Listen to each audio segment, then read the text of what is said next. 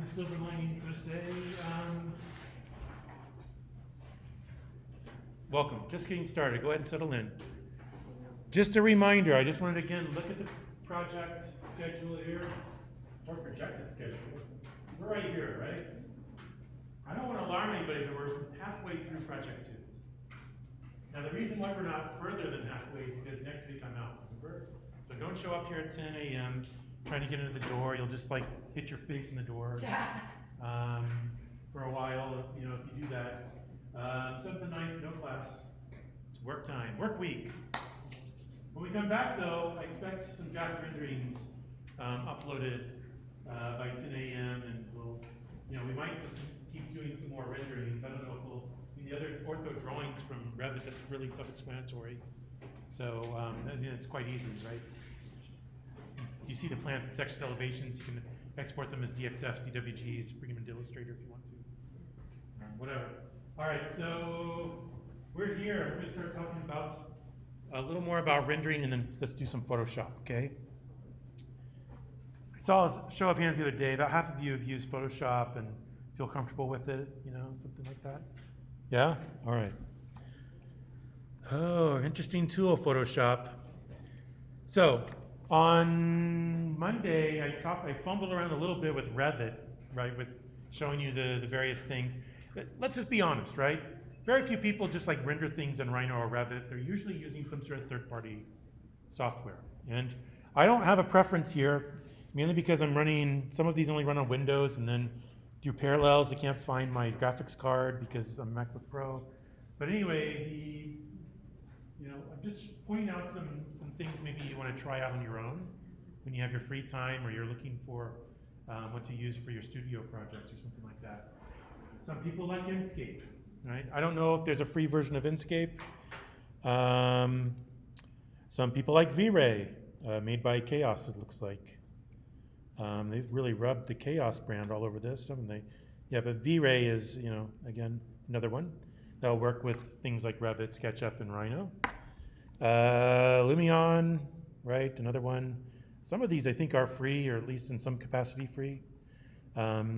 You saw probably, maybe you noticed in the view in the next to the rendering button in Revit, is that it actually has a pre-built tool to sort of go import the model into Twinmotion if you're interested in Twinmotion, right? So if you wanted to make this into something where you could, you know, play Doom or Fortnite in, then you can do that. Right. So what we're not going to talk about in here is making a bunch of photorealistic stuff. Because oftentimes, as a design tool, what we're usually doing, getting some rendering information out and photoshopping the pucky out of it, right? We're going back and forth. Now, some of you really like to solve problems with the rendering part and shaders. Maybe you bought a nice rendering engine and I get it, right? So some of you are on one end of the continuum here, and some of you are on the other end. You just like, give me something, maybe I just need an line drawing or sketch and I can just Photoshop and create a collage, right? But almost every time there's some degree of render and Photoshop post-processing involved, right? Now sometimes it's heavier one side or the other. That's kind of up to you and the project at hand. But anyway, I just wanted to point those out, right? Inkscape, V-Ray, Lumion, Twinmotion are the ones I see most often. You know, students using, some of them might already play around with these things or have them. And so, again, pointing this out, right? Now, really quickly while I'm still in the browser, whether you're doing Photoshop or you need some textures or something for shaders in one of these, there are some useful websites out there where you can generate or find free visual assets for these things. This one's called Architectures, not instead of textures.org. And again, here you can begin to create through a set of parameters images that can be mapped and tiled in different ways, right? At different scales and the like. I don't know why this defaulted to herringbone, but whatever, right? Or why it's granite pavers, but you know, it is what it is. You can change the materials and things like that. So again, pointing some of these things out. Oftentimes though, I still rely on the good old Google image search. And then I'll go to, not only will I add high res or something in the search, but I'll go to the tools and say size and constrain it to large images, right? And start to look around for pieces and parts that can Frankenstein and collage together into something different. All right? Okay. In fact, I used this for a floor a little earlier. So let's talk a little bit about collage and mixed media. Then I'll go into Rhino and show you some Rhino rendering really quickly.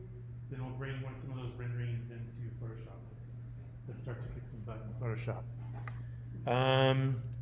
But suffice to say, I'm not really interested in photorealistic images, right? What I'm interested in are conceptual images at eye level of perspective that really start to talk about an idea.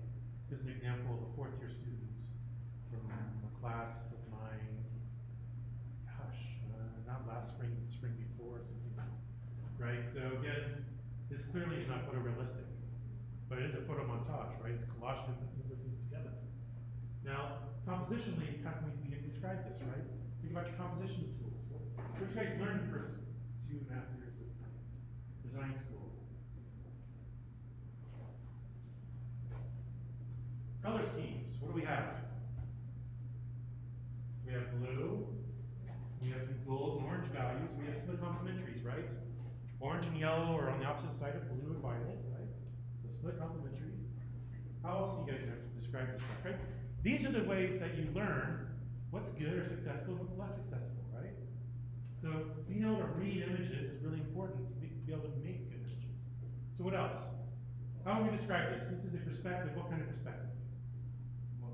1-point perspective, right? And it's smack dab in the middle of the composition. In fact, it looks like the compass is, or the cactus is even pointing at it. It's a little different here, right? We have two sides. Is it symmetrical? No, right? In fact, I could hear two sets of arguments, right? Maybe it's balanced, maybe it's not, right? Now, if you argue for balance, you say, well, listen, heavy stuff over here and that moon over at the top sort of balance things out. But otherwise, we can have these conversations, right? But when you're describing these things, when you're thinking through these things, you're building a composition. These are things you have to think about, right? So the size of the frame, its proportions, what's included, how close is it? Is it balanced? Where does my eye go? Does my eye stop? Rhythm, movement, right? Those are key compositional terms. Yeah? Balance, imbalance, symmetry, asymmetry, right? We have a bunch of those where it's like one or the opposite, right? Okay, think about it. If you don't know what I'm talking about, like crap, then look those up, right? Start to think in terms of how would you describe this? Because I'll tell you what,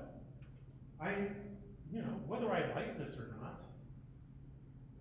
there is a sort of way of looking at this thing and sort of understanding what grade I get, right? It's a very, very interesting composition. Even if I hate it, I still have to give this an A because it has some rule and it has a sort of set of sort of framework underpinning it that you can logically sort of work through, right? Does that make sense? It has foreground, it has midground, it has a little bit of background, way back here, circa, a little bit of the Spring Mountains here, maybe. I don't know what that is, right? Okay, so anyway, you get it? All that stuff wasn't just like the stuff you eat at the beginning, like the salad, just to get out of the way, and then you move on to the steak and potatoes. It's like the underpinning that defines everything else for you, right? Okay. So let's talk a little bit about this, right? What we're talking about, again, is, let me see if I can just go to full screen mode here without crashing my computer.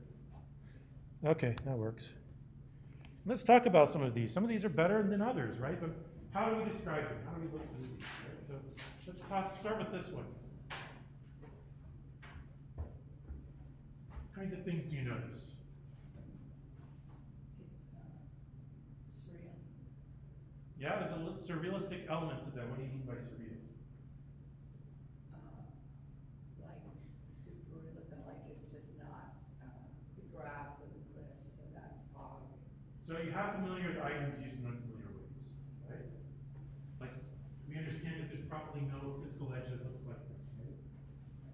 We understand that, the grass actually doesn't quite look like this, and fireflies don't look that big.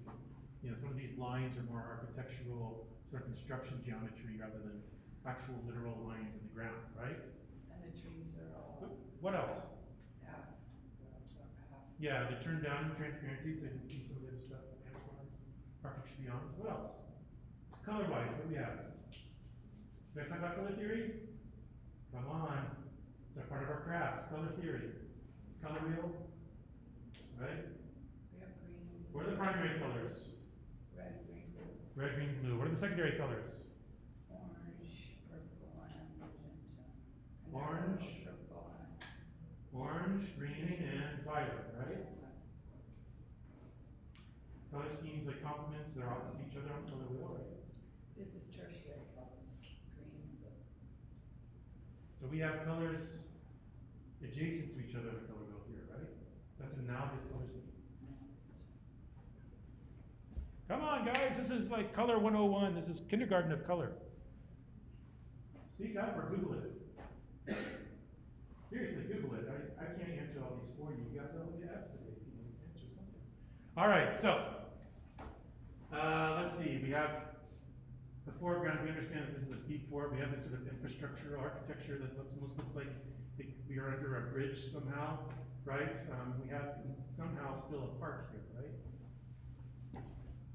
All right, you got to engage because me just talking. I just literally talked at a media interview earlier, and I have to go downtown and look at sites this afternoon. Like, just come on, get up. Okay, so these are all. I got more accomplished between 7 and 10 than you guys need to have to do something here, right? Wake up.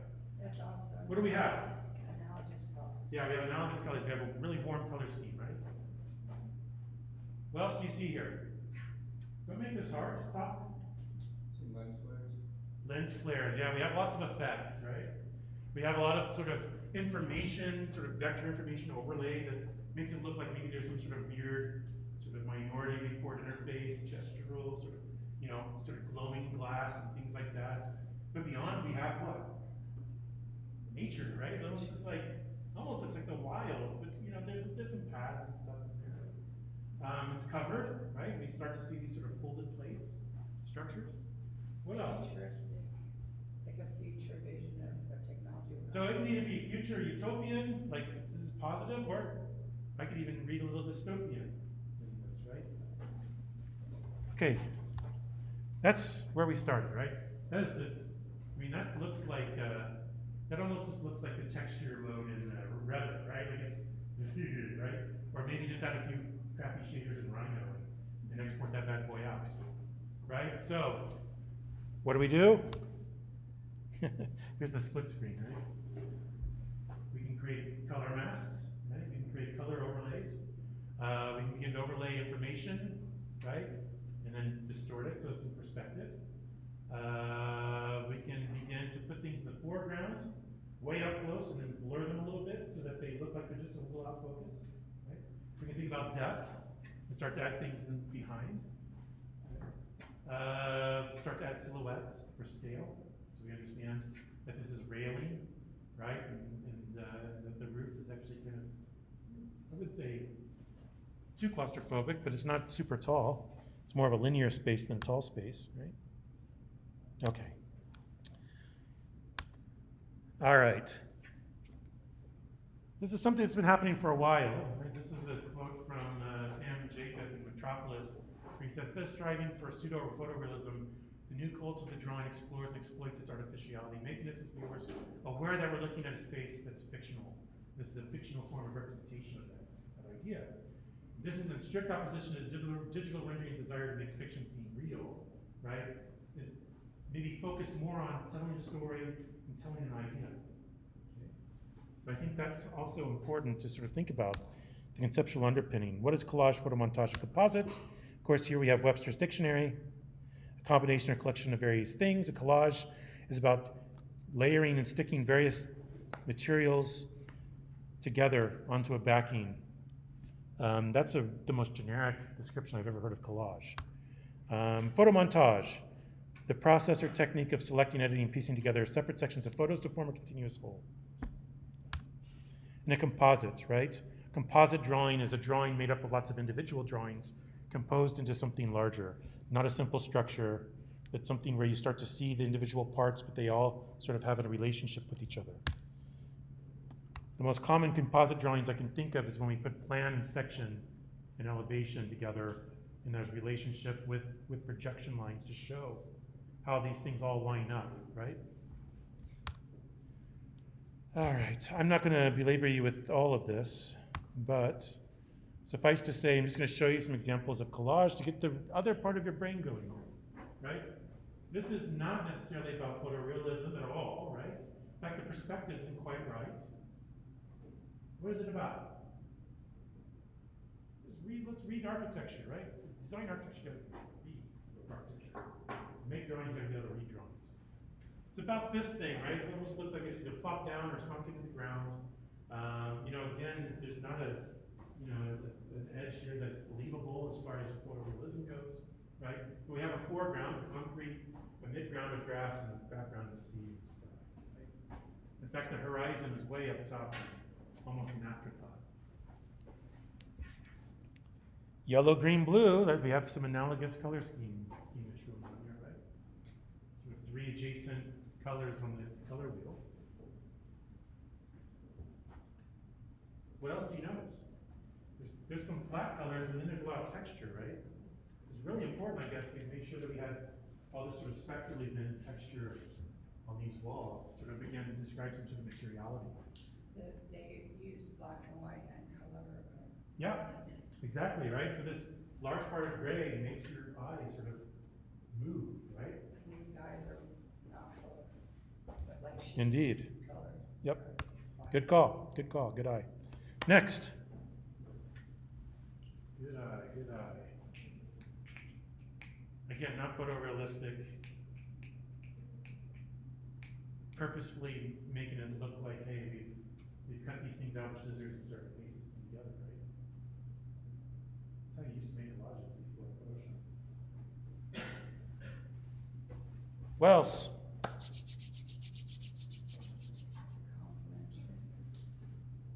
We have reds and greens, yeah, we certainly do. We also have the greens faded to golds, which also go with blues, right?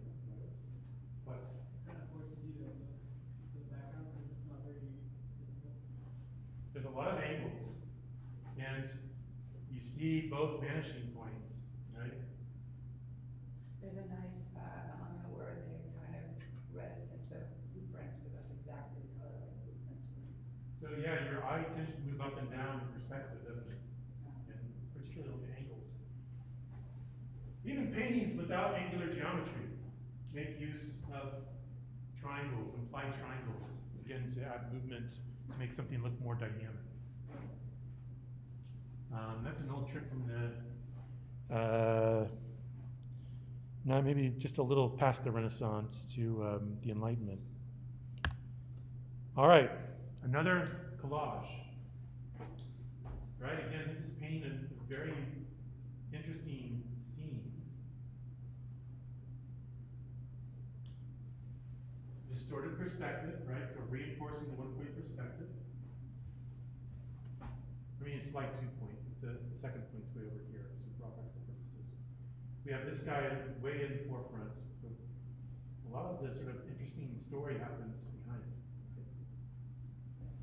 And there's a nice drawing kind of element, cartoon, but like everything's very realistic, and then there's this drawing of the path. Yeah, the path is negative space. The sky breaks differently, right? So they're trying to break up that frame, that edge, in a number of different ways, right? And let it actually intrude into the drawing itself. We have a horizon line. The perspective points at it, right? And then we have orange and blue. Two complements, right? Okay. You can see these are a variety, from a variety of authors, from a variety number of times. This is from the 60s. Two halves, right? Top and the bottom. And then the cactus and the human figure sort of trait between, right? There's these sort of three verticals. Kind of balanced, even if there's no symmetry, right? Left to right. I mean, you could argue that, I think. This one's interesting, isn't it? Right, so you guys get the idea? We don't have time to talk about all of these individually down to every little minutia, but unfortunately, because there's just so much to cover today. Here's some hippies out in the gridded desert. The gridded desert with water. All right, so collage you can play around. You can break rules. Make rules, but then you can sometimes break them. Oh, I don't like that at all. Let me just move on from that. Here we go. That's interesting. Selective use of color. Right? Now what do we see? We see the gardens. Those pop, right? Because that's all the green. And a little bit of red and pink values, right? Gardens in the city. Pavilion. Interestingly, the architecture that they're talking about, this pavilion, is just sort of line work, right? It almost looks like negative space. In fact, look where it hits over here. It just leads out of the image entirely. Right? So there's lots of tricks and things you can do, right? Again, a good drawing takes a while to craft. Even if it's digital, right? You don't just take whatever Twinmotion gives you. I mean, Twinmotion doesn't know what it's doing. It just bounces light around and solves little packets of photons in each triangle and gives you a series of bits. Making it tell a story, making it really intentional, that's your job.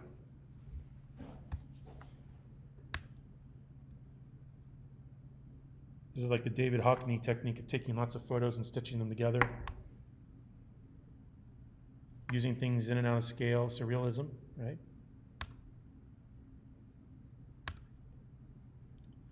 This is a composite drawing from landscape architecture, James Corner. Field operations, one of the most famous landscape architects alive at the moment. You can see that you have the plan and topography, and you actually have a sort of palette of colors, textures, and materials, both natural and human-made.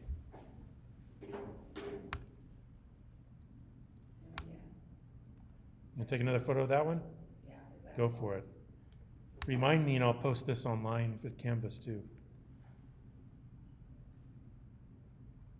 Here's just a simple architectural drawing, right? I mean, Grasshopper, we can easily make this, can't we? All these trusses. And then, look, what is this about? What's actually rendered? That long horizontal panorama view, right? Telling just a quick story.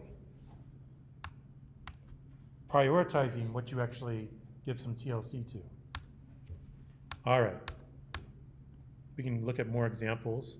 Breaking the edge in the frame, playing with positive negative space, how to collage certain things together, taking lots of little things and making something bigger out of them, maybe showing time, seasons. You know, kind of interesting that they chose a radial configuration that implies a cycle, right?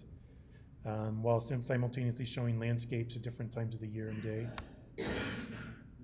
Very wistful, and then the frame becomes basically the foreground of the window frame that you're actually looking through. And softened with a lot of soft brushes. The water is implied by simply a point cloud, right? It's real easy to make rain like that. You just make a series of points or like a cloud, dust cloud, and then just use motion blur and pick the direction and the distance, and becomes rain, streaks of rain. We're making pollen in the air, out of focus pollen way up close. All right, so to even the very abstract, right? Here's the key. You're gonna add human figures, right, for scale. That's critical, all right? Other figures like birds, bees, dogs, and other beasts, that's up to you. But, right, okay. So anyway, remind me at the end, and I can post this for you guys if it helps to be able to refer back to it. Or you just saw something you were genuinely interested in? All right, that's that. I'll leave that up. Okay. Back to Rhino.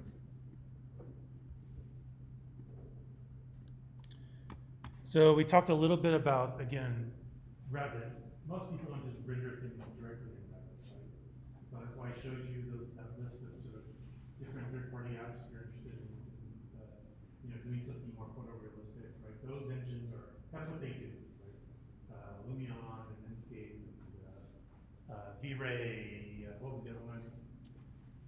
Yeah, anyway, Twinmotion is another one. It's sort of a world-building interface, and it actually works directly with Revit. I'm sure you saw that in the Revit interface, probably. So that's on you to sort of understand what you like, because they cost money and they have different processing requirements and things like that. I'm not going to make one required. I just say, test these things out and see what you like before you make any investment on your own. Okay. In the meantime, Rhino does have some capable sort of soft clay model renderings abilities. But beyond that, it doesn't really, it's not really its forte. It's much more of a modeler than a renderer. So let me just quickly change a few things here, and let's talk about, again, we brought this in from Revit, right? We converted it to a DWG, made sure that any of the Revit solids don't get converted into meshes, but they get converted into SCSI solids in the settings. Then we export it as a DWG, and we just import it right into Rhino. Let me just show you the shaded mode. So see, there they are, right? That's all the Revit parts that we made. Columns, beams, walls, floors. Yeah, woohoo. Pipes, still from Rhino. Curtain wall, aluminum extrusions. Yep, here we are. Okay, so a couple of quick things, right? I mean, if you want to use maybe Rhino for a quick base rendering or two, here are the steps, right? We talked a little bit about Revit. Now let's talk about Rhino. First and foremost, right? This is the rendering settings, and it's going to look like a sphere, a blue sphere. There's a blue sphere up here. If I left click on it, it's going to actually open it up and try to render something.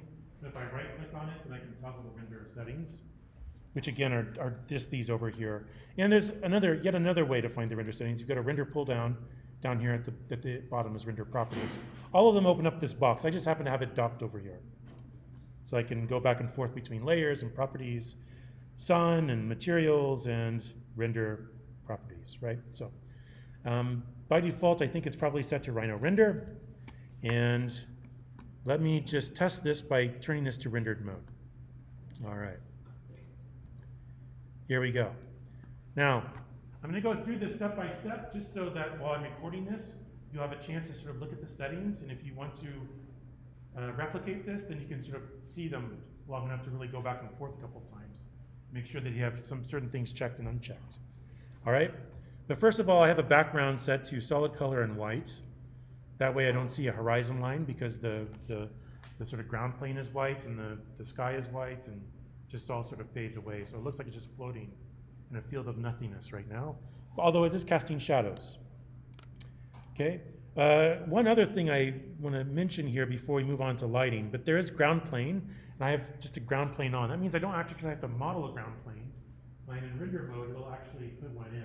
Now, the other day, when I showed this, it looked like the ground plane was sort of below, right? Like it wasn't sort of lifted up off the ground plane. Even though when I looked at it, the model was sitting at the XY plane where z equals 0.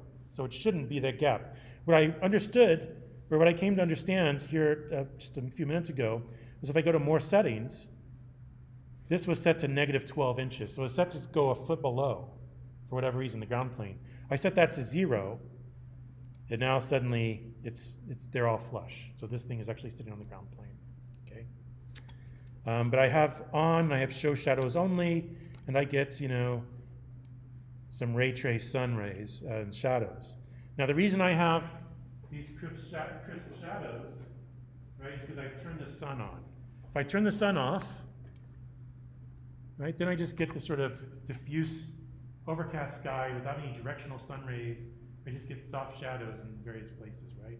As the sort of light diffuses and just bounces around inside the clouds and slowly hits the ground and bounces off everything else, right? That's what it looks like on a sort of really cloudy, overcast day. When it's sunny, that's what it looks like today, right? These actually happen to be in my rendering options. But of course, if I just type in the command sun, right, then it'll actually open up the sun settings box. And here I can actually specify where I'm located geographically. That gives it its latitude. Then it can start to accurately predict where the sun is at any given time of year. And I can tell it to give it a time, like the other day at 9:30 at 10:50 a.m. Okay. Back to the render properties. By default, I think it's not going to render curves and wireframes. You can always try to change that if you'd like. Let's see what this looks like with the render edges. I still don't see them. That's not necessarily a bad thing. I don't like those. Okay. And from here, right, we're ready to sort of make a composition, right? So your assignment over this next week and a half is to frame two perspectives, bring out some base renderings, one interior perspective, one exterior perspective, into Photoshop, and then start to wash it. So that's why we're going through this workflow today, to help you out. So let's think about this. When it comes to rendering and getting these things, right? First of all, let's assume a camera works just like our eyeballs work. What do our eyeballs need to see things? First and foremost, what do we really see? I see your shirt. It's blue with white patterns on it. So what am I really seeing? What? Light. I'm really seeing light, right? In fact, I'm seeing blue light and white light. So all the colors together, right? When I start to see the white patterns on your shirt, right? And when I look at that wall, I'm seeing red light bouncing back, right? My photoreceptors in my eyes, that's all they see, is light. Guess what? When there's no light, you can't see. Same thing with the camera. Dim lighting, you see less detail and less color. Because color is just a function of the type of light in your eyes, your photoreceptors. So we know that we need light. We've just talked about that here. Right? So we have, by default, just in the render settings, we have a diffuse sort of light source, right? Like sort of a cloud vault, a dome, right? With diffuse light sort of coming from all angles. And then we can also have sun with the directional light, right? That's important. Outside, right, we have a lot of light coming from the sun, don't we? Come on, yes, right? Okay, you'd agree. Especially later today when I'm not downtown walking around with a bunch of fourth years. It's going to be hotter than snuff because of all the light. Okay? Now, some of that becomes direct light, and it hits things and bounces off. Some of it doesn't make it through the atmosphere, and it bounces around and it comes in more diffuse. And a lot of the things that we see, a lot of the light that we see is bouncing off of an object and bouncing back to our eyes. Unless we look directly at the sun, I don't recommend doing that, by the way, right? Then oftentimes all the light we see is bouncing off of something else. Right, so we've sort of got that all set. Now, let's think about our eyeball, or our camera, right? Just like with Autodesk, with the Revit, right, Autodesk Revit, we have to think about where we're located and what we're looking at, right? And then there's other properties of the camera, right? How many of you have SLR or DSLR? Like, really nice camera, right? Yeah, there's lens length, things like that, right? In fact, you can go really wide angle, and fisheye even lens, or you can go telephoto zoom lens and see long ways off, but with just a very narrow sort of sliver, right? Okay, same thing here. So without really turning the camera on and moving it around, suffice to say, when I manipulate where I'm looking at in Rhino, I'm basically moving myself around as a camera. And also where I'm looking. But let's take a look at a couple of other things. By default, if I don't have anything selected, right, and I go to the properties, right, it just gives me the viewport properties, currently perspective. one thing you'll see is that the lens length is by default set to 50 millimeter. Now I actually have a lens that's just 50 millimeter and can't zoom in or out. It's zoomed way in, right? And so as a result, let's make this a wider angle lens. Common DSLR lens length is 35 millimeter. Probably heard of that. 35 millimeter film back when we had physical, tangible film. But the human eye sort of has a little more to it, right? Like we have peripheral vision where we can see things. The further out they are, the less in focus they are. Right around 25, 28 millimeter. Okay. So let's start there, 25 millimeter. Now we can start to see a lot more within our viewport, right? It's wider angle. And I can go even further. I can go 18 or even 15 if I'm in a tight interior space and I want to see what's around me and what's above me. And then from here, it's about figuring out where I'd be when I'm standing on that ground.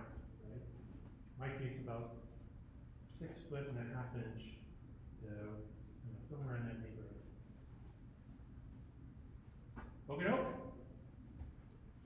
Now, it's not lost on me that, again, when I'm thinking about something interesting here inside,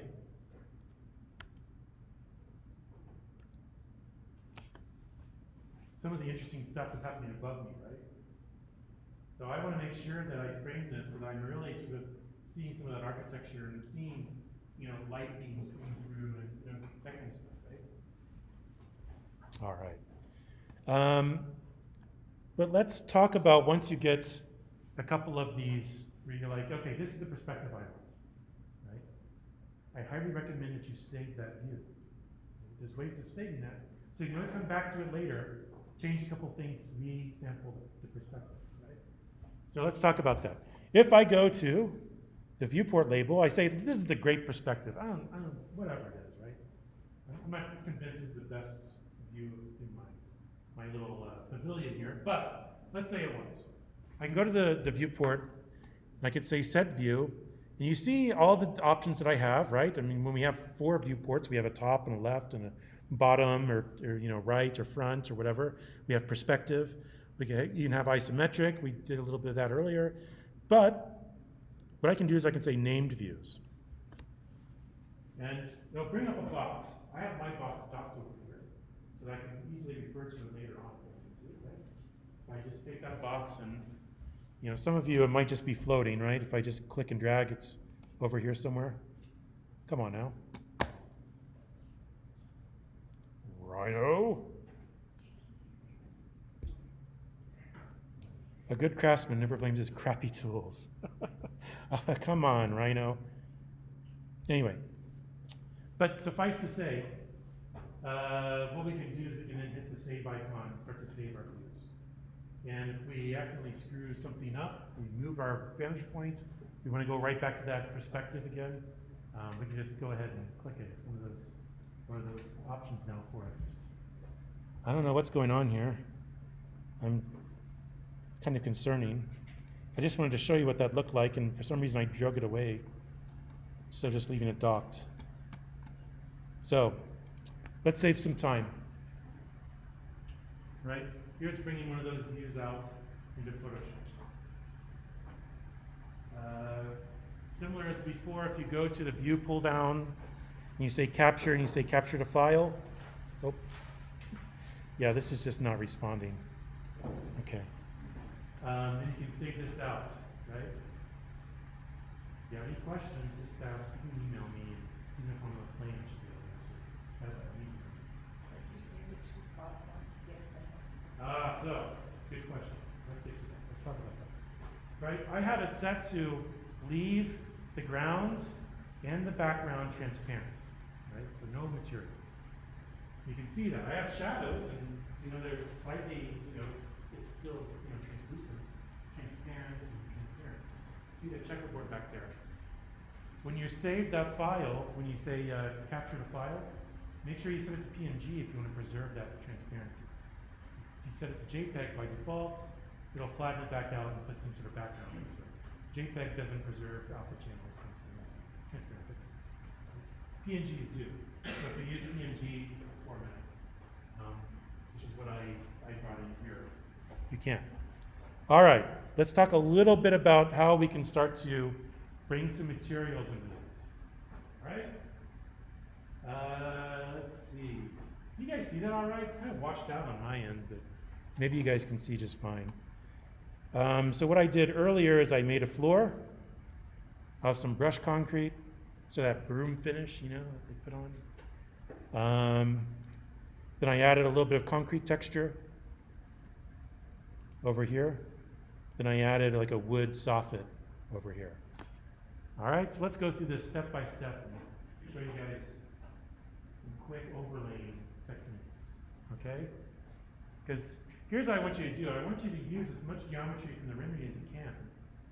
Sometimes you just have to add a little bit of overlay and maybe even paint and dodge or burn some shadows in where you want it to accentuate some depth to it. Right, so again, coming back to my browser, I have a directory of just stuff I've saved from the internet.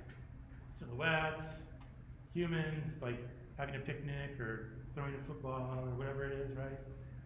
Scaled figures, trees, shrubs, flowering things, other sorts of critters, and then lots of textures, right?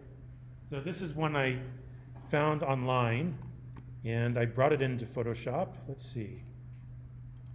Yeah, here it is. All right. Just save it to my drive and open it up in Photoshop. So when we start to collage in Photoshop, the easiest way is to simply copy and paste from things into other things. Okay? So I'm going to use Control or Command interchangeably. When I say Command A, that's select all. Command C is copy. Command V is paste. Same as Control if you're on the Windows side. If you're on a PC, Control C, Control V, Control A. Select all. Command A. Now you see that there's a selection window around it. Command C, copy. Now I'll go all the way back to this dude over here. Command V. Paste it in.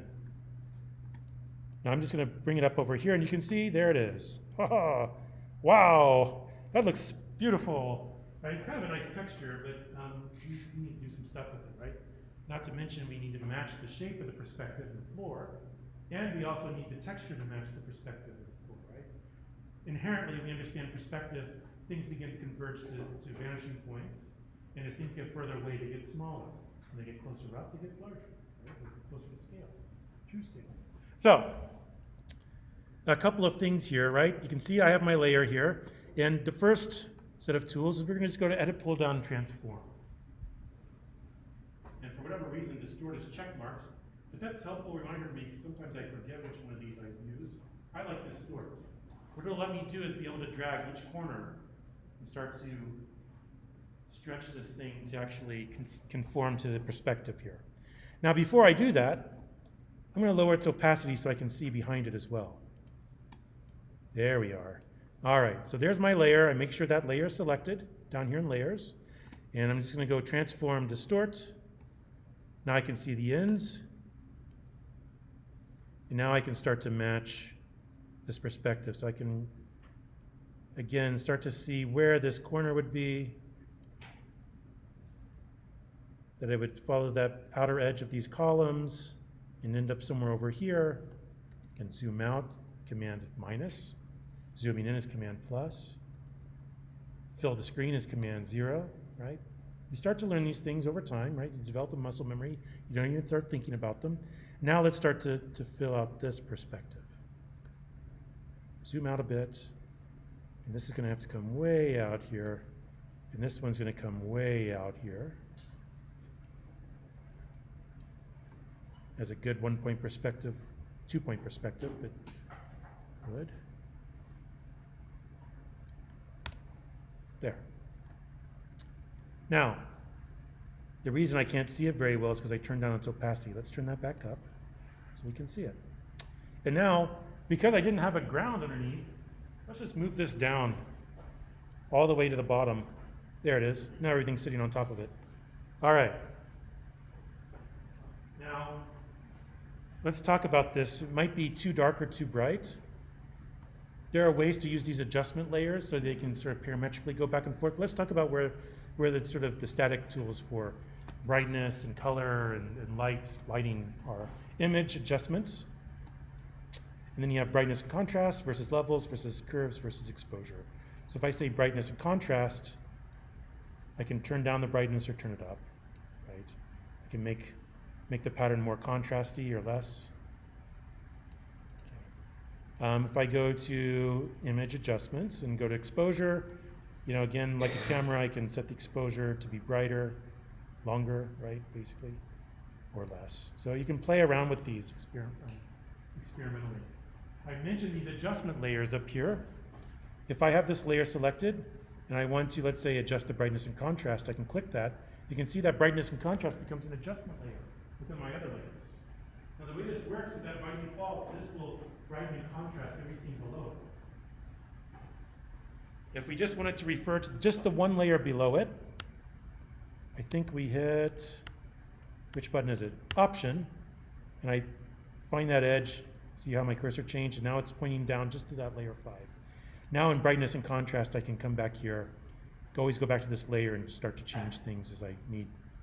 So it's sort of non-destructible sort of changing things.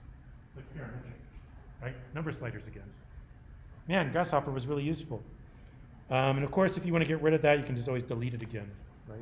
So it's a way you can undo. If you go back and go, oh, it's too bright or too dark. I just want to get rid of it. Let's go back the way it was and just delete that adjustment layer. If you use the tool at the top and you will save the file, close it, open it back up later, you can't undo that. Right? So keeping that in mind, right? There's ways of doing some things non-destructively. All right, so that's not even really overlaying. That's just putting something down and then just shifting up and down in layers so it makes sense. Let's talk a little bit about overlaying some texture on this wall, and then we'll overlay some materials on this sort of the underside of the soffit, right? The underside of the floor here. So let's see. I have another white grunge concrete. I love white grunge concrete textures. These are great for posters too as overlay layers. Anyway, let's see. I'll start with this one. Why not? Okay, so you have some options here. 2 or 3 years ago, I'd say, let's start to find multiple sort of similar looking patterns. Let's put them together and then let's sort of clone stamp the edges away so they start to blend together. Now we have generative AI, so let's try some generative expand. Why not? Generative expand, generate. Let's see what it does. So I just made this larger. I say latent diffusion model, look at this as context and try to continue it on. Well, it's going to give me 3 variations to choose from. Not terrible. Not the best. That one's, I'm torn. Probably for this application, not good, but other applications, I like the marbling. That one's terrible. So first one looks the best. Or if I say, let's try it again. Let's generate it one more time and see what happens. Give me some more options. Right? You can do this to remove certain things and fill in the background. To sort of, again, select the background and remove it, or to sort of select the subject or object.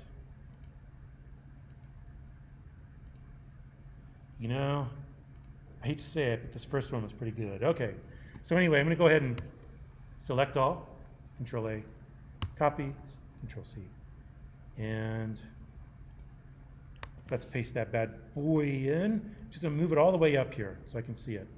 Now, if I was doing this professionally, I'd probably expand this out further so I don't have to stretch it as much. But for our purposes, I just want that texture. Right? So I'm going to use that on the wall, and I'm just going to sort of zoom in a bit. And here's where, again, sort of your attention to detail when you're making analog drawings comes in handy when you're making digital drawings, right? So we're going to zoom in and start to look at this. I'm going to do the same thing, similar thing actually. I'm going to turn down its opacity a bit so I can see beyond it and see some of its details I'm going to line up to as much as I can anyway. And then I'm going to say edit, And let's take this and let's distort this layer. And now I'm just going to drag it to sort of conform to the surface geometry and the perspective. I'm going to eyeball it for a moment. And then I'm going to zoom in further. And again, if you hit the space bar on your keyboard, then your button click will turn to a pan. You can start to pan around your image. So I'm holding down the space bar key to pan down here and zoom in further. Zoom in further. And now I'm just going to try to really make sure that that lines up as best as I can. Good enough for all practical purposes, at least.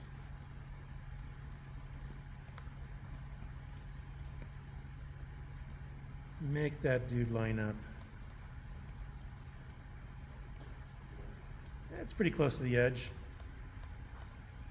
I like it. It amuses me. We'll keep it. All right, so there it is.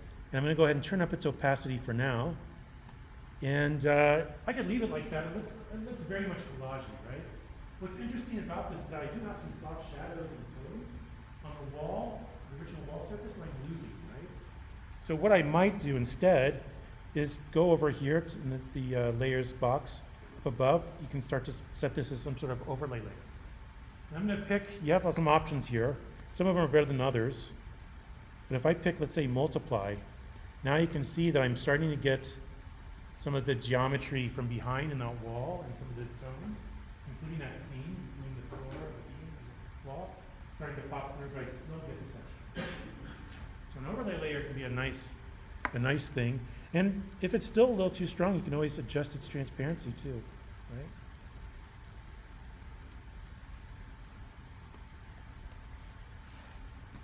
All right. Now, let's have that. That's the layer. And let's say we want to accentuate just a little more some of these edges where there'd be a little bit of shading there, right? Okay. This is where we can start to use some brushes. Now, I'm not going to paint with black, but what I can do is use the Dodge Burn tools. Click this down. You'll either see it looking like a lollipop or a hand doing like this, or so, I don't know what it's doing. But I'm going to say burn. Dodge will brighten things with the brush. Burn will darken things with the brush. So if I use that, and let's say I'm going to set the brush a little smaller here, and it's feathered, so it won't have like a hard edge, but it'll have a sort of bleeding feathered edge. And I can begin to sort of darken some things up here, sort of paint as. Sometimes I do a little better of a job here, and I take some time to actually do this. Let's make this just a little, make this a little bigger. Is that how you got the shadow on the floor? That came from the Nope, that was from the rendering. rendering? Yeah. Okay. And that way I can begin to add just a little bit of depth to this, right? Okay, so that's just me painting a little bit of paint, right? It's easier, trust me, it's easier than ink washes or watercolor. You guys ever do ink washes or watercolor? It's fun, really frustrating when you try to like make an architectural drawing with it. Anyway, let's talk about that soffit. I did something that's maybe a little less easy, right, when it comes to the texture with that. Yeah, something with some lines and a direction and grain, right? Okay. Interestingly, this was smaller, and what I did is I did a generative extend.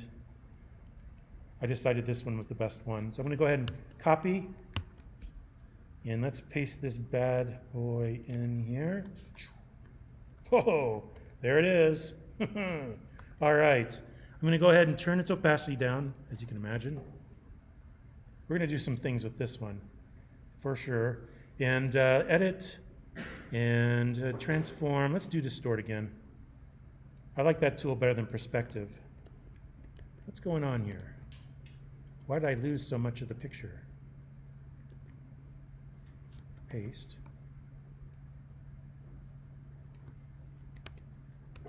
Maybe I didn't select the right thing here. Let me just, that should be taller. I mean, I swear. Yeah, she should look like that. So what is it doing here? Generative expand, copy. Let's try this. Maybe I need to do both. There we go. Copy. I could always flatten it. That's what I'll do. Just a little layer management here. I have this generative expand. I have basically 2 layers down here. Let's say I want to flatten that back into just 1 layer. I can select them both and say flatten, or I can flatten the images, or I can just merge the layers together. There we are. I just right-clicked on them. So you. There we go. You do that in a separate Photoshop file. Yeah, yep. And then I can copy and paste in and start to collage things up. Collage. So let's see, distort. Once more, we'll do distort.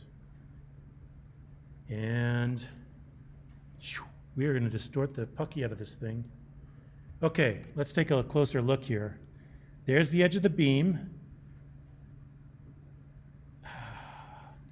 And this is going to have to be occluded later, but I'll go ahead and I'll trim it later. Let's go ahead and get this going here. And being more productive, let's zoom out and let's get these points closer to where they should be.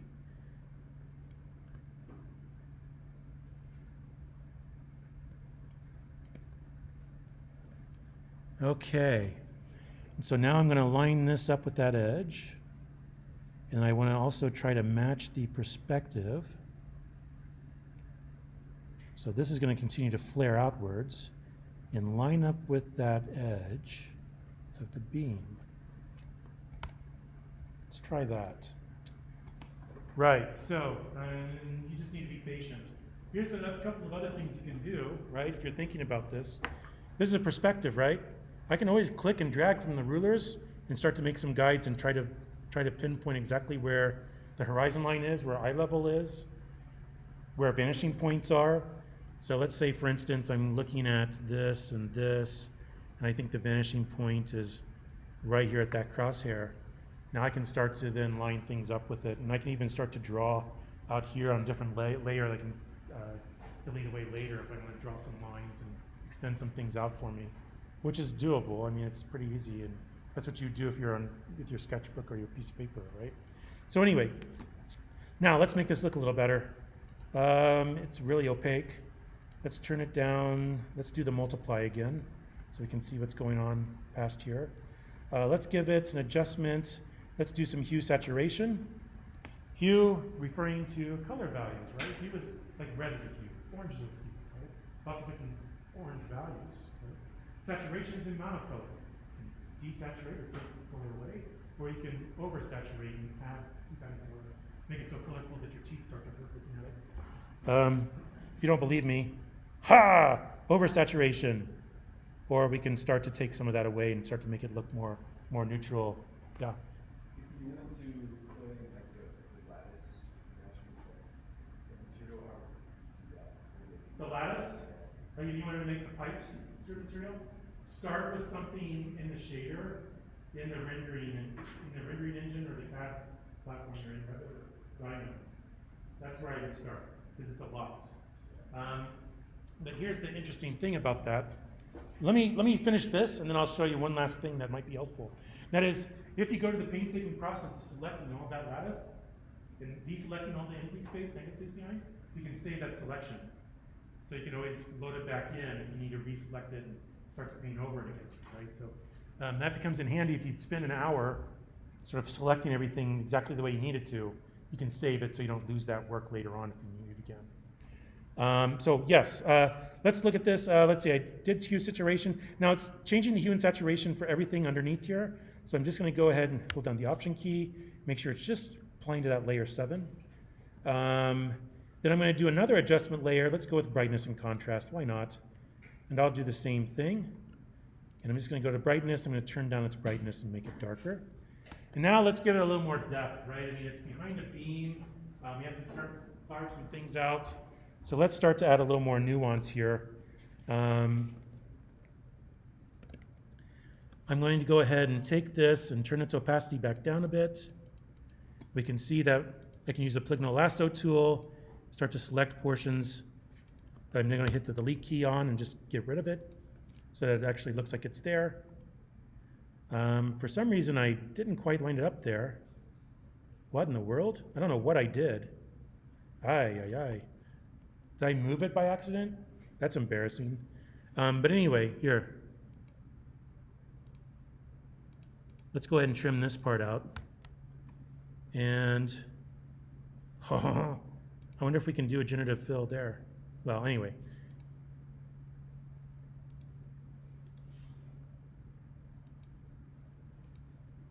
What I can do is this. I can use a clone stamp and I can just sort of fudge it a bit here. Just in that little sliver. Okay. Doesn't look quite right, but it is what it is.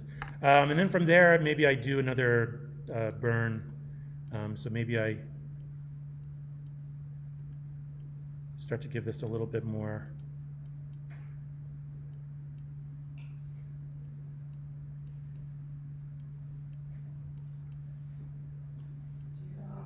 Do you want us to do all of that?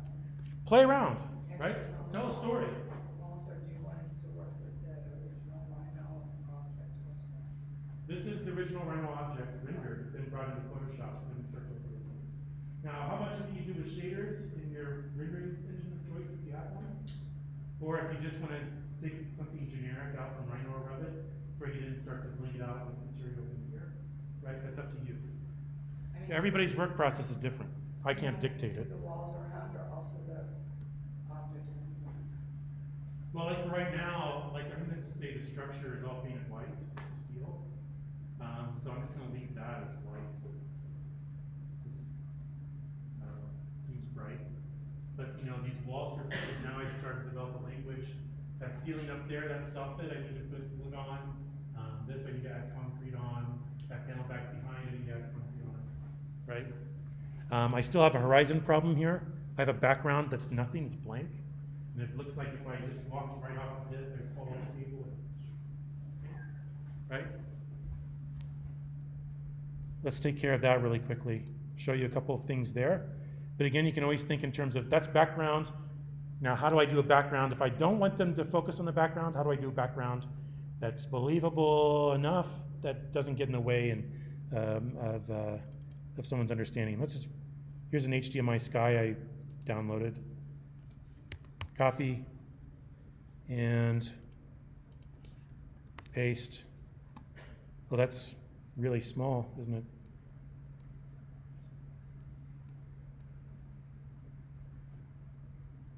I'll drag that all the way to the bottom. I'm just going to do a transform. Let's blow this thing up a little bit. Now I have a horizon problem, right? Now I just need to sort of fill in the midground. But suffice to say, I'd probably, before that, go ahead and change the hue and saturation. So in this case, I'd probably take out a lot of that blue and make it more of a gray. I might brighten it up a bit just so it's not so overwhelming. Turn down the contrast a bit. Right. Now I have blue and I have a little bit of orange-brown. Those are actually complements to each other. Now what do I do behind there is, maybe we can talk about that when I come back in another week and a half or so. But it's 11:07 and we only have 8 minutes left, so I want to make the last 8 minutes count. This is recorded, so I'll go ahead and upload that and embed it. But let's talk really quickly. Right? Oh, I save as a PSD file that maintains all the layers. It's an editable file. You can go back in and start changing things in. Do not submit the PSD to me. I don't need 250 megabyte PSD files trying to open up my Canvas app on my phone. It doesn't work. Just save a copy as a JPEG or PNG to upload for Release Link. That way I can actually look at them and give you some feedback. Give me a second. So speaking of that, right? Again, I'm out next week. No class, 7th to 9th, 14th, when we do back. That's when I want to see 2 perspectives. They're due by 10 a.m. that morning. Please submit first drafts of your 2 perspectives, 1 interior, 1 exterior, providing rendering and photo montage. Here's the JPEG or PNG format. I even put a note there, please don't send me PSD. Please. Now, that said, 10 of you will do it anyway. You know, the 10 of you who aren't here or something today. And then, again, if you go to the modules, All of these things are in the modules. So if you go to the modules, here's October 2nd, that's today. Here's the assignment that's due on the 14th. Today, again, I already have a placeholder. I just got to upload today's recording when we're done to YouTube and embed it in here. Here's just a quick set of instructions. Let's talk about these really quickly. So based off of today's demonstration, I want you to render 2 eye-level perspectives. One, an exterior showing your pavilion, and one interior. The exterior one should definitely be at eye level at grade, right? So you're looking like if I'm standing on the ground. So 5.5, 6 feet, wherever your sort of average height is above the grade, that's where your camera's located. Extra. Right, so I liken it to this, right?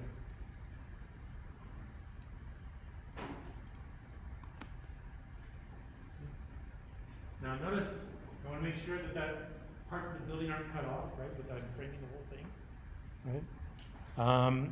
Versus here's an interior one I took, right? Now, again, I want to emphasize this. Some of you probably are V-Ray or Enscape or Lumion wizards. That's perfectly fine, right? Use your workflow. Use your superpowers, right? And that's key. So if you have this in Revit or Rhino, and it's like, okay, let's render this out. I don't necessarily need to put, start to collage concrete shaders. I have some pretty good ones here. Let's use them, right? Go for it, right? Again, your workflows are your workflows. Right? I'm not here to tell you that your workflow is not as good as my workflow. It's probably just as good as this. Okay, so keep that in mind, right? You have some latitude here to sort of find your own voice, so to say, with these tools, right? This digital media, right? So we have mediums and tools. You deploy them different ways, right? I just provide the scaffolding. Some of you might just end up something like this, right? So I'll just sort of one generic white clay shader. Then you're going to be doing more Photoshop collaging, montaging, right? Okay. The interior one, again, make sure you frame it so that we're seeing some really interesting architecture. I don't want to see a corner, right? And I'm like, what the hell is this? Like this, ew, like why would you, take a perspective of that, right? So again, just to be clear, right? If my perspective is like this, and I'm going to show the ceiling, that's terrible, right? Like show me some spatial interlock, show me some interesting things happening, right? As you're composing these planes, they're basically dividing, connecting space in different ways on the inside. Show me that. Show me an interesting instance of that. An interesting instance of that. Make sure that you're showing some verticality to these too, right? Oftentimes, because I told you can only use certain number of horizontal planes, you won't have layer cakes. In fact, you'll have some tall spaces. So make sure you show an instance of that, right, with your interior perspective. Show the juice, show the mojo of your project, right? You only have one interior perspective, one exterior perspective. Show the most interesting things, right? That's your job, okay? So anyway, those are the instructions. And I want to see, try it, try bringing them into Photoshop, try doing this, try getting something that you're almost ready to turn in. It's your first draft, right? And then next week, if we need it, to sort of, again, just a quick feedback loop and some adjustments, then you have it, right? Sort of fine tune, put the finishing touches on it, turn that A- project into an A+ project. Okay? Sound good? All right. Really quickly, since we have 3 minutes, one thing I forgot to mention, right? Again, when we're talking about perspective, again, if I have these rulers, I can pull something down that's close to eye level. Let's call it there. When you're doing humans in perspective, right? Let me just bring some up here. Open. Boy, do I have humans. All your humans belong to us. All right, here's that guy. All right, I'm going to go ahead and select this guy and copy and paste him in really quickly. But again, just adhere to a couple of basic rules when it comes to inserting humans. This works when you're drawing things in perspective, also when you're collaging things in Photoshop.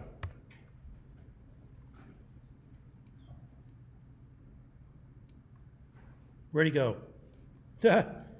He's somewhere over there. Okay, here we go. I'm gonna go ahead and shrink him down. That's his eye level, right there. And guess what? Anybody else in that scene is gonna have the same eye level if they're about the same height. Okay? So if they're way back here, their eyes can still be right here, and their feet are only gonna go to here. Let's try it.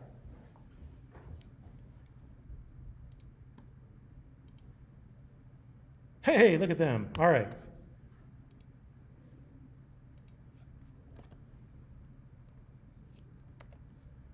Dun, dun, dun.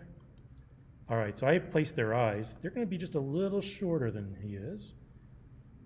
And now I'm going to figure out where they actually go here. They're walking right back there.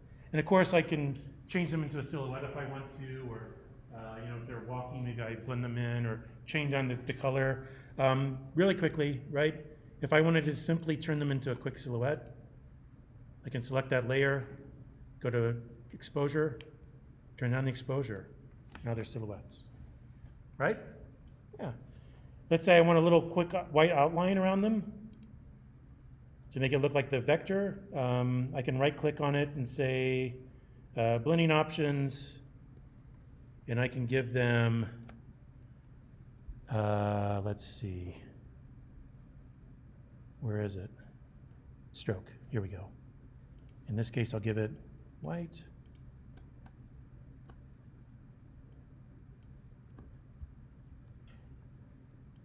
Yeah, right? So you can play around with these things if you like. Folks that are up close, maybe even moving through the frame, and they might actually have a slight motion blur.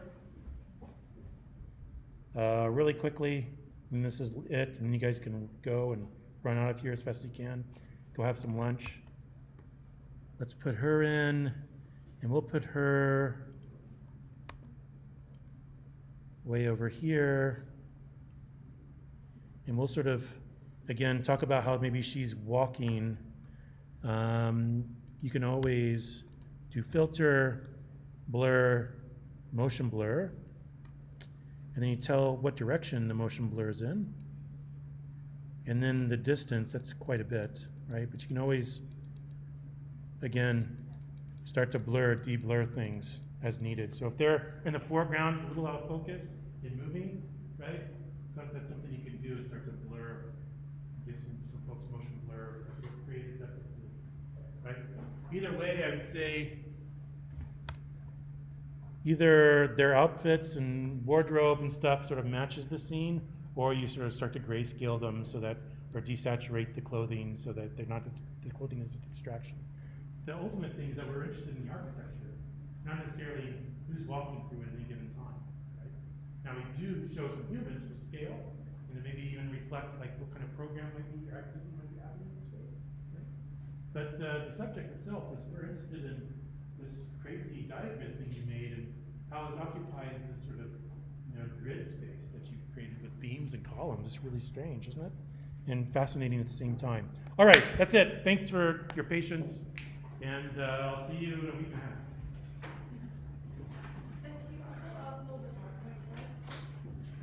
Will do.